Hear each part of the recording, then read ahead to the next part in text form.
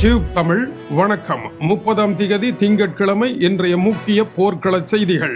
முதலாவது, அமெரிக்காவினுடைய மிகச் சிறந்த கண்காணிப்பு விமானமாகிய E3 சென்ட்ரி என்கின்ற பிரம்மாண்டமான கண்காணிப்பு விமானத்தின் கதை முடிந்தது. சவுதி அரேபியாவினுடைய பிரின்ஸ் சுல்தான் படைத்தளத்தின் மீது கடந்த 2 தினங்களுக்கு முன்னர் ஈரான் நடத்திய தாக்குதலில் அமெரிக்காவினுடைய இந்த உளவு விமானம் பாதிப்பிற்கு உள்ளானது என்று மெல்லியதாக தடவி விட்டிருந்தார்கள். இப்பொழுதுதான் தெரிகின்றது அந்த விமானம் நடுப்பகுதியில் துண்டாக உடைந்து சிதறி போய் கிடக்கின்றது. இனிமேல் பாவிக்க முடியாது.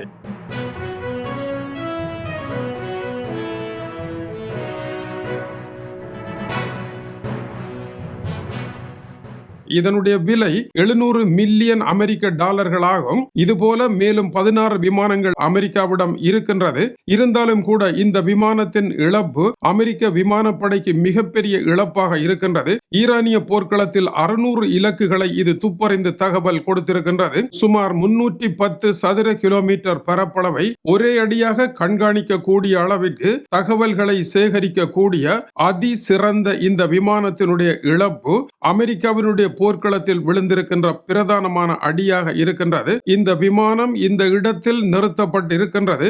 இதுதான் இலக்கு, தாக்குதலை நடத்துங்கள் என்று ரஷ்யாவே துப்பறிந்து 3 தடவைகள் இந்த விமானத்தை அவதானித்து தகவலை வழங்கியது என்று உக்ரைனினுடைய அதிபர் வோலோடிமிர் செலன்ஸ்கி தெரிவித்திருக்கின்றார். அமெரிக்காவினுடைய மிகப்பெரிய போர்க்கப்பல் ஆகிய USS ஜெரார்ட் ஃபோர்ட் இதுபோல தாக்குதலுக்கு உள்ளாகி அது தீப்பிடித்து எரிந்து இப்பொழுது கிரேக்கத்திற்கு வந்திருக்கின்றது. அதுபோல இதுவும் ஓர் பேர் இழப்பாக அமைந்திருக்கின்றது. அமெரிக்காவினுடைய இன்னொரு கடற்படை கப்பலும் கடந்த 2 தினங்களுக்கு முன்னதாக மூழ்கடிக்கப்பட்டது குறிப்பிடத்தக்கது. போர்க்கள வரலாற்றில் அமெரிக்கா சந்தித்திருக்கின்ற மிகப்பெரிய இழப்புகள் இவையாகும். இன்றைய முக்கிய செய்திகளில் இரண்டாவது முக்கிய செய்தி, அமெரிக்கா இஸ்ரேல் இரு நாடுகளும் ஈரானை வீழ்த்துவதற்காக எடுத்த முயற்சியில் கடந்த மாதம் 28ஆம் திகதி சாதாரண தாக்குதலை நடத்தவில்லை. அவர்களுடைய வான்படை தாக்குதலின் அதி உச்சகட்டமான தாக்குதலை நடத்தி இருக்கின்றார்கள் என்றும், இந்த தாக்குதலில் 34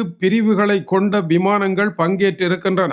இவை ஒவ்வொன்றும் வெவ்வேறு விதமான தயாரிப்புகளாக இருக்கின்றன. இவை தவிர ஹெலிகாப்டர்கள் கூட, போர்க்கப்பல்கள் இன்னொரு புறம், மேலும் தரையிலிருந்து ஏவப்பட்ட ஏவுகணைகள் என்று சுமார் 11,000 இலக்குகள் அமெரிக்கா, இஸ்ரேல் 10,000 இலக்குகள் என்று ஈரானுடைய மிகப்பெரிய ராணுவ தளங்கள் இருந்த இடங்கள் எல்லாம் 150 ஈரானுடைய ராணுவ தளங்களை தாக்கி இருக்கின்றார்கள். அத்தோடு ஈரானுடைய அதி உயர் மத தலைவர் அயதுல்லா அலி காமேனியினுடைய கதையையும் முடித்து ஈரானை வீழ்த்தி விடலாம் என்று நினைத்திருந்தார்கள். ஆனால் வீழ்த்த முடியாமல் போய்விட்டது. வான் தாக்குதலின் மூலமாக ஈரானை வெற்றி பெற முடியாது என்பது தாக்குதல் முடிந்த பின்னர் கற்றுக்கொண்ட பாடமாக இருக்கின்றது.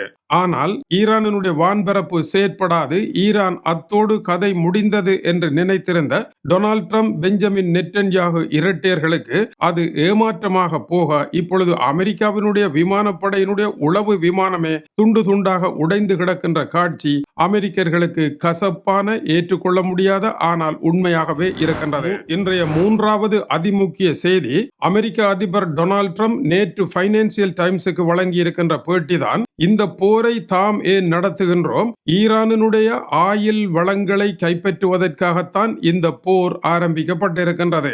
இது தெரியாமல் எதற்காக போரை ஆரம்பித்தீர்கள் என்று தமது நாட்டில் இருக்கின்ற முட்டாள்கள் கேள்வி எழுப்பிக் கொண்டிருக்கின்றார்கள் என்றும், தான் ஈரானுடைய ஆயிலை முற்றாக விரும்புவதாகவும், இதனால் ஈரானுடைய கார்க் தீவை கைப்பற்றுவதற்கான முயற்சியில் ஈடுபட்டிருப்பதாகவும், அதை தான் கைப்பற்ற விரும்புகின்றேன் என்றும் கூறுகின்றார். இதற்கான நடவடிக்கைகள் எடுக்கப்படலாம் என்று கூறிய அவர், எப்படி வெனிசுலாவினுடைய ஆயில் மீது தான் காதல் கொண்டேனோ அதில் இருக்கும் 50% வளங்களை அமெரிக்காவினுடைய கட்டுப்பாட்டில் கொண்டு வாருங்கள் என்று வெனிசுலா நாட்டினுடைய அதிபர், கைது செய்யப்பட்ட நிக்கோலஸ் மடுரோவுடன் இரகசியமாக அமெரிக்கா பேசியிருந்தது அவர் மறுத்துவிட்டார். அதனால் முற்றாக இன்று கட்டுப்பாட்டில் கொண்டு வந்திருக்கின்றோம். அதுபோல ஈரானுடைய ஆயிலையும் கட்டுப்பாட்டில் கொண்டு வர தாங்கள் விரும்புகின்றோம் என்றும், இதற்காக 90% ஆயில் ஏற்றுமதி செய்கின்ற ஈரானுடைய கார்க் தீவை தாங்கள் கைப்பற்ற முயற்சி எடுக்கின்றோம் என்றும் அமெரிக்கா 10,000க்கு மேற்பட்ட புதிய படைகளை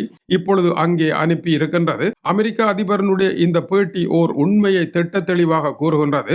ஈரானிடம் அணுகுண்டு இருக்கின்றது, அதை எடுப்பதற்கும் அவர்கள் அணுகுண்டை உருவாக்கி நாளை தாக்கி விடுவார்கள் என்று கூறியதற்கும் இப்பொழுது உண்மையான நோக்கம் ஆயிலை கைப்பற்றுவது என்றும் கூறியிருக்கின்றார். காடு சுட எலி புறப்படுவது போல பல பக்கங்களாலும் வந்த நெருக்குவாரங்கள் காரணமாக உண்மையை போட்டுடைக்க வேண்டிய நெருக்குவாரத்திற்கு உள்ளே அமெரிக்க அதிபர் சிக்கப்பட்டு பைனான்சியல் டைம்ஸில் உளறி தள்ளியிருக்கின்றார். இதனுடைய விளைவுகள் அடுத்தடுத்த விமர்சனங்களாக வரப்போகின்றன. இது பாரிய பிரச்சனைகளை மேற்கு நாடுகளுக்கு உலக அரங்கில் ஏற்படுத்த போகின்றது.